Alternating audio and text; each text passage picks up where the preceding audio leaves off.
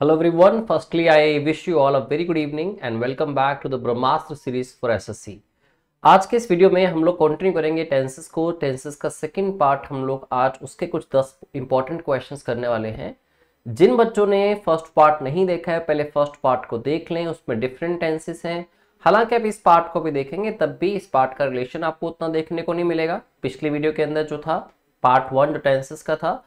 लेकिन हाँ, इंपॉर्टेंट वो भी तीनों टेंसेस थे, इंपॉर्टेंट आज के टेंसेस भी होंगे जिनके बेसिस पे हम क्वेश्चंस डिस्कस करेंगे। ठीक है, तो आज की क्लास बेस्ड कैसे टॉपिक्स कैसे टेंसेस पे है, किन क्वेश्चंस को हम डिस्कस करने वाले हैं, let me go through.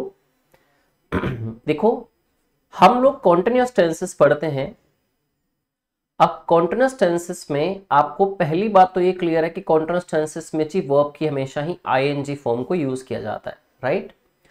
Categories को क्लासिफाई करें तो जब बात होती है सिंपल कॉन्टिन्यूअस टेंसेस की तो उसमें तीन होते हैं perfect continuous tenses, right. Simple continuous में अगर प्रेजेंट के कॉन्टिन्यूअस की बात की जाए तो उसके लिए आप क्या रूल फॉलो करते हैं? हेल्पिंग वर्ब इज, एम या आर के साथ वर्ब की आईएनजी फॉर्म। जब इसी को हम पास्ट करते हैं तो पास्ट के कॉन्टिन्यूअस में क्या रूल फॉलो करना है आपने? इज एम आर कन्वर्ट हो जाएंगे वॉज वर्ब के अंदर and ing form of verb will remain the same। ऐसे जब हम बात करते हैं फ्यूचर कॉन्टिन्यूअस की तो फ्यूचर कॉन्टिन्यूअस में क्या हो जाता है? आप will या मॉडल ऑफ shall को यूज करते हैं। ध्यान रखना है आपको कि shall यूज होगा सिर्फ और सिर्फ सब्जेक्ट I और V के साथ में आपको be ऐड करना है और अगेन वर्ब की ing फॉर्म, क्योंकि we are talking about continuous tenses, right. तो ये तीनों कॉन्टिन्यूअस टेंसेस के रूल्स हैं। But on the other hand if you talk about perfect continuous tenses, उनका यूजेज भी पढ़ेंगे आज हम लोग।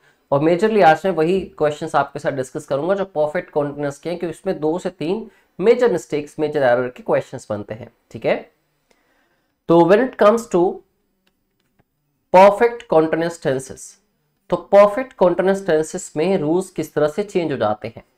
देखिए, सिंपल प्रेजेंट के कॉन्टिन्यूअस में इज एम आर था, तो सिंपल की जगह पे जब आप प्रेजेंट परफेक्ट कॉन्टिन्यूअस की बात करते हैं तो has have been plus verb की आईएनजी फॉर्म। जब आप प्रेजेंट के परफेक्ट कॉन्टिन्यूअस की बात करें, ऑन द अदर हैंड जब आप पास्ट के परफेक्ट कॉन्टिन्यूअस की बात करते हो तो रूल हो जाता है had been plus ING form of verb. And when you talk about future perfect continuous tense तो विल बी या शैल बी के साथ आपको यूज करना है, विल हैव बीन के साथ आपको यूज करना है आईएनजी फॉर्म ऑफ वर्ब। तो रूल्स शायद आपको सबको टेंसेस के याद होंगे, ठीक है, नहीं होंगे तो मैंने लिख भी दिए हैं। क्वेश्चन सॉल्व करते हुए क्वेश्चंस के अंदर इंपॉर्टेंट कॉन्सेप्ट्स क्या हो सकते हैं, what are the things that we need to keep in mind जब हम क्वेश्चंस को सॉल्व करते हैं जो टेंसेस से स्पेसिफिकली आपसे पूछे जाए। चलिए शुरुआत करते हैं। सबसे पहले का आसान सा question, a sharp rise in the price of gas cylinder has been seen. देखो यहाँ पे पैसिव वॉइस लगा है, आपको दिख रहा है हैज प्लस वर्ब की थर्ड फॉर्म के अंदर बीन वर्ड ऐड हुआ जो कि पैसिव वॉइस का रूल है। ठीक है, तो एक काफी बड़ा राइज देखा गया किसके अंदर? प्राइस, किसके प्राइस के अंदर? गैस सिलेंडर के। ठीक है, एंड दी अदर कमोडिटीज, और साथ साथ बाकी की कमोडिटीज के अंदर भी। Also get costlier day by day these days, जो बाकी की कमोडिटीज हैं वो भी दिन प्रतिदिन, इन दिनों, these days, day by day क्या हो रहा है? बढ़ रहा है। ठीक है दोस्तों, जब भी आप बात करते हैं वर्ड दीज डेज की, जिसको कि आप नाउ डेज भी कह सकते हैं या फिर आप यूज करते हैं इन रीसेंट टाइम्स या फिर करंटली, और स्पेशली जब बात होती है कुछ ऐसे वर्ड्स की जैसे कि डे बाय डे, मतलब दिन प्रतिदिन कुछ बदलाव देखने को मिल रहा है। ठीक है, तो ऐसे केसेस में जो सेंटेंस का एक्शन होता है that is in progress. In progress का मतलब है मतलब वो कॉन्टिन्यूटी में चल रहा है। ठीक है, तो ऐसे वर्ड्स के टाइम पे अगर आपका सेंटेंस का एक्शन प्रोग्रेस में है और वो प्रेजेंट के अंदर है तो आपको टेंस कौन सा यूज करना चाहिए? Present continuous. वही चीज यहां पे हुई, क्योंकि अगर आप इनके बेसिक यूजेस पढ़ते हैं तो कॉन्टिन्यूअस टेंसेस जो सिंपल कॉन्टिन्यूअस होते हैं वो किसकी बात करने के लिए होते हैं? एनीथिंग और any sort of work that is in progress, जो कॉन्टिन्यूटी में भी चल रहा है। ठीक है, at present, currently, in present days, in present day and age, these days, nowadays, तो जो करंटली अभी प्रोग्रेस के अंदर है। ठीक है, something that is being done और something that is happening nowadays. ठीक है, तो जैसे यहाँ कहा कि गैस सिलेंडर के प्राइस में एक बड़ा राइज देखा गया और बाकी कमोडिटीज भी क्या है दिन प्रतिदिन महंगी होती चली जा रही है, ठीक है, दीज डेज लिखा है ना। अब दीज डेज लिखा है दैट मींस इन दिनों ऐसा हो रहा है, परमानेंट एक्शन नहीं है, क्योंकि जब आप परमानेंट एक्शन की बात करते हो, परमानेंट एक्शंस की बात हम लोग किससे करते हैं, प्रेजेंट के इनडेफिनिट टेंस के साथ, प्रेजेंट इनडेफिनिट जो कि वर्ब की फर्स्ट या फिफ्थ फॉर्म के साथ लिखा जाता है, राइट। बट जब आप लोग बात करते हैं टेम्पररी एक्शंस की जो आजकल हो रहे हैं, बट दैट डजंट मीन कि वो पहले भी हो रहे थे, आगे भी हो ही रहे होंगे। टेम्पररी एक्शंस की बात हमेशा कॉन्टिन्यूअस टेंसेस से की जाती है, ठीक है। तो other commodities are also getting costlier, are also getting costlier. तो यहां पे गेट लिखने का मतलब है कि हर बार ऐसा होता है, जबकि ये कह रहे हैं कि आजकल ऐसा हो रहा है, ठीक है। तो आपको गेट की जगह पे, परमानेंट एक्शन की जगह पे टेम्पररी एक्शन की बात करने के लिए प्रेजेंट का कॉन्टिन्यूअस यूज करना चाहिए था यहाँ पे, जो कि होगा कमोडिटीज के हिसाब से इज एम आर में से आर यूज किया और गेट की आईएनजी फॉर्म गेटिंग यूज कर लिया हमने, ठीक है। बढ़ते हैं अगले क्वेश्चन की तरफ। दोस्तों अगला क्वेश्चन देखिए, Chanakya coaching centre is growing rapidly in terms of its popularity. अगर देखिए सेंटेंस यहाँ पे मैं रोक देता हूँ सी पार्ट पे फुल स्टॉप लगा के, ठीक है। तो बात हो रही है कि चाणक्य कोचिंग सेंटर ग्रो कर रहा है, ठीक है, किस में, बहुत तेजी से ग्रो कर रहा है in terms of popularity, popularity की फॉर्म में, क्योंकि जब रिजल्ट्स बहुत अच्छे होंगे ऑब्वियस सी बात है कि पॉपुलर होगा ही होगा कोई भी ब्रांड। लेकिन आपको ध्यान रखना है लास्ट में देखिए क्या लिखा हुआ है, सिंस इट्स इंसेप्शन। दोस्तों जब भी आपके किसी भी सेंटेंस में वर्ड सिंस या फिर प्रेपोजिशन जो वर्ड फॉर है उसको यूज किया जाए विद रेफरेंस टू टाइम, ये बताने के लिए कि सिंस व्हेन, कब से, some activity is going on, ठीक है, या फिर फॉर हाउ लॉन्ग, कितने टाइम से कोई भी काम चल रहा है। अगर आपके सेंटेंसेस में सिंस या फॉर लगा के टाइम को मेंशन किया हो कि कब से कोई काम हो रहा है, हमेशा ध्यान रखिए आपने कभी भी इनडेफिनिट या फिर सिंपल कॉन्टिन्यूअस टेंसेस को यूज नहीं करना है ऐसे केसेस में, ठीक है, क्योंकि इसमें वो कहना चाह रहा है कि पार्शली कुछ एक्शन हो चुका है और अभी भी कॉन्टिन्यूटी में चल रहा है, ठीक है। तो आपने कभी भी इनडेफिनिट सेंटेंसेस जो टेंस होते हैं, सिंपल टेंसेस, इनडेफिनिट टेंसेस या सिंपल कॉन्टिन्यूअस टेंसेस को यूज नहीं करना। आपने इनकी जगह पे आइदर परफेक्ट टेंसेस को यूज करना है या फिर यूज करना है परफेक्ट कॉन्टिन्यूअस टेंसेस को, ठीक है। तो यहां पे क्योंकि मेंशन था सिंस इट्स इंसेप्शन, जब से स्टार्ट हुआ है, तो हमें इज ग्रोइंग की जगह पे कहना चाहिए था हैज बीन ग्रोइंग, क्योंकि पीछे मैंने आपको बताया प्रेजेंट के सिंपल कॉन्टिन्यूअस का रूल तो होता है इज एम आर के साथ आईएनजी फॉर्म, लेकिन परफेक्ट कॉन्टिन्यूअस का था हैज या have plus been plus I N G. तो यहाँ पे Chanakya coaching centre is a singular subject, अगर सिंगुलर सब्जेक्ट है तो हैव की जगह पे हम हैज को यूज करेंगे, ठीक है।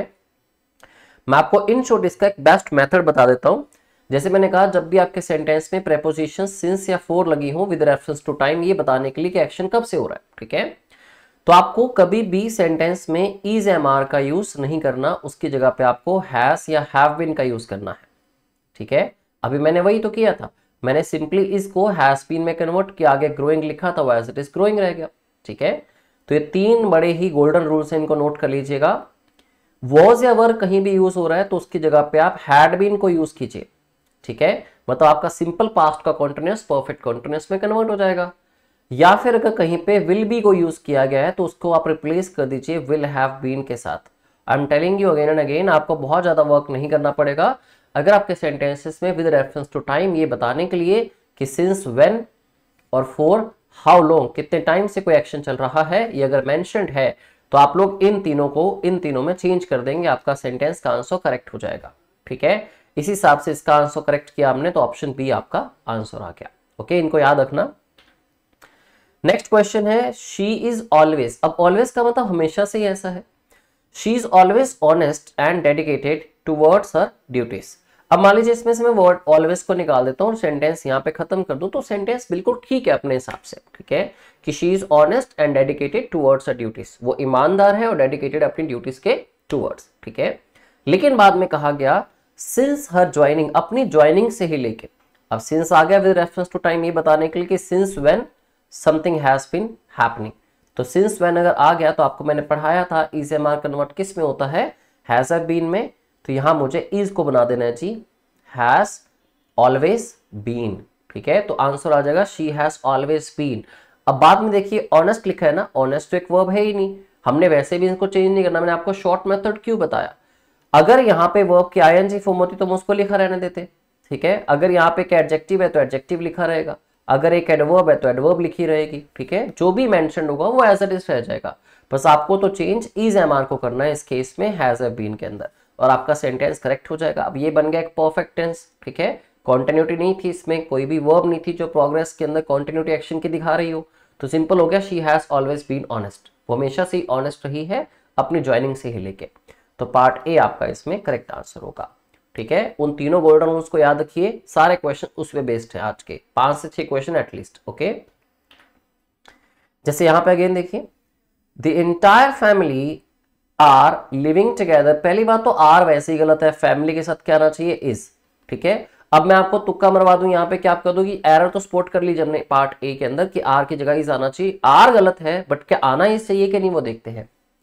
The entire family are living together under the same roof, पूरा परिवार एक ही छत के नीचे इकट्ठा रह रहा है, फॉर ऑलमोस्ट 45 ईयर्स, लिखा आ गया ना फॉर हाउ लॉन्ग, तो कब से ऐसा हो रहा है, जब ये मेंशन्ड होता है तो हम लोग क्या करते हैं, इज एम आर की जगह हैज हैव बीन को यूज करते हैं। तो आंसर आर तो बिल्कुल नहीं था, इज भी नहीं आएगा, आंसर आएगा the entire family has been living together. अब बाद में देखो लिविंग लिखा था तो हमने उसको वैसे ही रखा, उसको चेंज करना ही नहीं आपने, इज एम आर को हैज हैव बीन करना था, ठीक है। The entire family has been living, और आप करते भी कब है ऐसा चीज, जब आपको, वही मैंने पहले भी कहा कि जब ये मेंशन्ड हो since when something is going on, और for how long something is going on और हैपनिंग, तब आपको ये चेंजेस करने हैं, और ये बड़े इंपॉर्टेंट क्वेश्चंस इस पे बनते भी आपके, ठीक है। तो ऑप्शन ए इसका करेक्ट आंसर आ गया जी, ठीक है। 5वें क्वेश्चन की तरफ बढ़ते हैं। He has been planning to start a new business since a long time। अब आपने कहा जी यहां तो मास्टर जी सिंस लगा है, फोर लगा है, इज एम आर लगा नहीं, हैज बीन पहले से लगा है, तो नो एरर होना चाहिए सेंटेंस के अंदर। ये भी ध्यान रखिए कि कई बार सिंस और फोर के डिफरेंस में भी आपसे क्वेश्चंस पूछ लिए जाते हैं, लगा तो होना चाहिए कोई एक, बट क्या पता वो ठीक लगा है कि नहीं, ठीक है। अब इसने कहा ना अ लॉन्ग टाइम, तो अ लॉन्ग टाइम में आपको कोई specific exact point of time तो मिला नहीं, क्योंकि सिंस के साथ मैंने इन शॉर्ट वर्ड लिखा था, व्हेन मतलब कब से, कोई एक पॉइंट ऑफ टाइम होना चाहिए, जैसे कि since 2015, since January, since Monday, since last night, since morning, since 2 PM, since its inception, since my coming, since he's going, since you are joining, since India's independence, एक point of time होना चाहिए। लेकिन अ long time तो क्या है, exact point of time नहीं है, मतलब काफी टाइम से ऐसा हो रहा है। आपको याद होगा मैंने लिखा भी क्या था, फॉर हाउ लॉन्ग, ठीक है। जैसे मैं लिख दूं फॉर 3 days, या फिर for 10 years, for a while, for a long time, इसमें आपको एक स्पेसिफिक टाइम नहीं मिलता, इसलिए आपको सिंस यूज नहीं करना होता, इसके साथ आपको यूज करना होता है जी फोर। तो सिंस और फोर की मिस्टेक भी आ सकती है, इसका भी आप मेजरली ध्यान रखेंगे, ठीक है। तो आंसर आ गया जी ऑप्शन डी, ओके। बहुत डिटेल में हम नहीं पढ़ेंगे, बट हाँ क्वेश्चन आपको बहुत इंपॉर्टेंट मैं कवर करवा दूंगा, ओके। Question number 6। अब क्वेश्चन नंबर 6 में क्या लिखा है जी, she is reading such a mesmerising story, वो बहुत ही एक मन लुभा देने वाली जो मेस्मराइजिंग मतलब अट्रैक्टिव जो है, ठीक है, फैसिनेटिंग स्टोरी जो उसको पढ़ रही है। कब से, फॉर द लास्ट 2 hours, पिछले 2 घंटे से। तो लिखा तो ठीक है, फॉर हाउ लॉन्ग मतलब फॉर 2 hours, तो 4 तो अपनी जगह से ठीक है, राइट। देखो जब भी बच्चे पीरियड ऑफ टाइम क्या होता है, जैसे आपको नंबर्स में टाइम मेंशन, जैसे कि 2, 3, 4, 5 डेज लिखा हो, चाहे लिखा हो वीक्स, चाहे लिखा हो मंथ्स, चाहे लिखा हो ईयर्स, कुछ भी ऐसा लिखा हो ना, ये पीरियड ऑफ टाइम होता है। अगर इसके आगे आप वर्ड लास्ट को या पास्ट को यूज कर लेते हैं तो फिर दोनों में से कोई भी प्रेपोजिशन चल जाएगी, ठीक है। फिर फॉर भी ठीक हो जाता है, सिंस लिखा होता तो सिंस भी ठीक होता, क्योंकि लिखा है द लास्ट, ठीक है। हाँ अगर खाली लिखा होता 2 hours, तो खाली 2 hours के साथ सिर्फ 4 ही ठीक हो सकता है, विच मीन्स प्रेपोजिशन तो ठीक है, बट गलती वही है, इज लिखा है, इसको क्या करना पड़ेगा, शी हैज बीन रीडिंग, क्योंकि टाइम मेंशन है कि कब से ऐसा हो रहा है। तो ऑप्शन है आपका इसका करेक्ट आंसर हो गया, ठीक है। Now question number 7, the number of rapists and drug addicts, जो रेपिस्ट्स हैं और ड्रग एडिक्ट्स हैं उनकी जो संख्या है जी किसमें, हिंदुस्तान में, इज इंक्रीजिंग, वो बढ़ रही है। बाय लीव्स एंड बाउंड्स मतलब रैपिडली बढ़ रही है, अब यहां तक तो क्वेश्चन बिल्कुल ठीक है कि जो रेपिस्ट है और ड्रग एडिक्ट्स है उनकी संख्या हिंदुस्तान में काफी तेजी से बढ़ रही है। बट साथ में लिखा था for the last few years, पिछले कुछ सालों से अगर 4 या सिंस इस तरह से आ जाए तो फिर क्या होता है जी, ईजेएमआर पलटते हैं, और ईजेएमआर सरकार की तरह जब पलटेंगे तो क्या हो जाएगा, हैज बीन। यहाँ पे हम इज या हैज क्यों लगा रहे हैं, आर या हैव क्यों नहीं लगाया, क्योंकि सब्जेक्ट वर्ब एग्रीमेंट में हमने पढ़ा भी था कि द नंबर ऑफ के साथ वर्ब सिंगुलर आती है, क्योंकि इसका नंबर तो है, इसका मतलब होता है टोटल नंबर, कुल संख्या जो है वो बढ़ रही है। तो कुल संख्या जितना मर्जी बड़ा नंबर, और नंबर तो एक ही हुआ ना यार, ठीक है, तो वर्ब सिंगुलर आएगी, लेकिन सिंपल कॉन्टिन्यूअस को परफेक्ट कॉन्टिन्यूअस में कन्वर्ट करना था। तो आपका पार्ट आंसर आ गया जी सी। आई होप अब तो आपको माइंड में पूरा का पूरा सिनेरियो क्लियर हो चुका है। अब तो ऐसे क्वेश्चंस आराम से कर लो क्या। तो 3 तरह की गलतियां आती हैं सिंस और फॉर वाले सेंटेंसेस में। एक तो ये कि आपने सिंस या फॉर को करेक्टली यूज नहीं किया, ठीक है, उनको रिप्लेस करना पड़ सकता है। दूसरा, सिंस या फॉर के सेंटेंस में होते हुए आपने सिंपल या सिंपल कॉन्टिन्यूअस टेंसेस यूज किए हैं, आपको परफेक्ट करने चाहिए थे। एक बड़ी ही इंपॉर्टेंट मिस्टेक और आ सकती है, वो अगले क्वेश्चन में आपके साथ डिस्कस करता हूं। देखिए, he has been putting his heart and soul into his work, वो तो अपना दिलो जान लगा रहा है अपने काम में टू गेट प्रमोशन लेने के लिए। अब हमने हैज बीन पुटिंग ही क्यों लिखा, क्योंकि आगे देखो सिंस लिखा है, ठीक है, मतलब कुछ टाइम से ऐसा हो रहा है, इसलिए यहां पे अगर इज लिखा होता तो इसको हम खुद हैज बीन करते। अब since he joined this company, since लिखा है since he had joined this company, तो सिंस के बाद ही आप अगर सेंटेंस के थ्रू किसी टाइम को बताना चाहें तो बता सकते हैं, फॉर के साथ तो नहीं बता सकते, मतलब सिंस तो यहां पर ठीक है। लेकिन गलती कहां पे है, जो सिंस के बाद बेटा सेंटेंस लिखा होता है उस सेंटेंस का जो टेंस होना चाहिए that must be past indefinite, which means only second form of verb, no has, no have, no had should be used, ठीक है। लिखा गया है since he had joined, तो सिंपल हो जाएगा since he joined this company, जब से इस कंपनी को उसने ज्वाइन किया है, ठीक है। तो ऑप्शन डी आएगा। जैसे इसको इन शॉर्ट लिखा जाए तो लिखा जाएगा since his joining, अपनी ज्वाइनिंग से लेकर वो ऐसा कर रहा है, या फिर since he joined the company, जब से उसने कंपनी को ज्वाइन किया है। अगर मान लीजिए मैं ईयर याद है किस ईयर में उसने ज्वाइन किया था, तो सिंस 2015, 2015 से ऐसा हो रहा है, या फिर पहले ही दिन से सिंस डे 1, तो कैसे भी लिख सकते हैं आप, ठीक है। एक सिंपल सेंटेंस बताता हूं जिसको आप बिल्कुल ठीक यूज करते भी हैं, जैसे कि it's been a long time since we met, सब ऐसे ही बोलते हैं, यही सुना होगा आपने। तो सिंस वी मेट यहां से याद रख सकते हैं आपके, सिंस के बाद वी मेट जब हमने लिखा तो मेट खाली वर्ब की सेकंड फॉर्म लगाई, सिंस वी हैव मेट नहीं होता, सिंस वी हैड मेट नहीं होता, और it's been a long time का मतलब है इट हैज बीन, तो हैज बीन तो लग गया ना भाई, ठीक है। लेकिन सिंस के बाद जो सेंटेंस आएगा वो सेंटेंस पास्ट के इंडेफिनिट टेंस में होना चाहिए। टोटल 3 मिस्टेक्स बड़ी इंपॉर्टेंट बनती हैं when it comes to perfect continuous tenses, और मैंने आपको तीनों कवर करवा दिए इन 7-8 क्वेश्चंस में, ठीक है। अब कॉन्टिन्यूअस टेंसेस के अंदर कुछ एक चीज इंपॉर्टेंट और है जो आपको समझनी है, अगले कुछ 2 क्वेश्चंस के थ्रू समझाता हूं मैं आपको। जैसे कि देखिए लिखा है Shahrukh Khan is having a huge fan following across the country, कि उसकी काफी बड़ी फैन फॉलोइंग है। देखिए दोस्तों, इंग्लिश में कुछ वर्ब्स ऐसी होती हैं जो कि स्टैटिक वर्ब्स होती हैं। ये स्टैटिक वर्ब्स कभी भी अपने साथ आईएनजी फॉर्म को एक्सेप्ट नहीं करती हैं।